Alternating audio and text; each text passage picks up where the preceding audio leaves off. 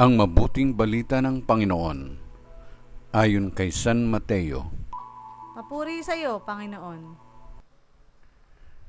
Noong sandaling iyon, lumapit kay Jesus ang mga alagad at nagtanong, "Sino po ang pinakadakila sa kaharian ng langit?"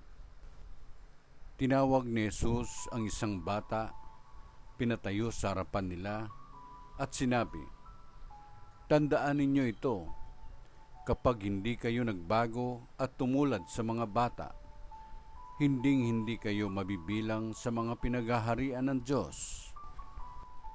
Ang sino mang nagpapakababa na gaya ng batang ito ay siyang pinakadakila sa mga pinaghaharian ng Diyos. Ang sino mang tumatanggap sa isang batang ganito dahil sa akin, ay ako ang tinatanggap. Ingatan ninyo na huwag hamakin ang isa sa maliliit na ito. Sinasabi ko sa inyo, sa langit, ang kanilang mga anghel ay laging nasa harapan ng aking Ama." Ang mabuting balita ng Panginoon. Pinupuri ka namin, Panginoong Hesuscristo.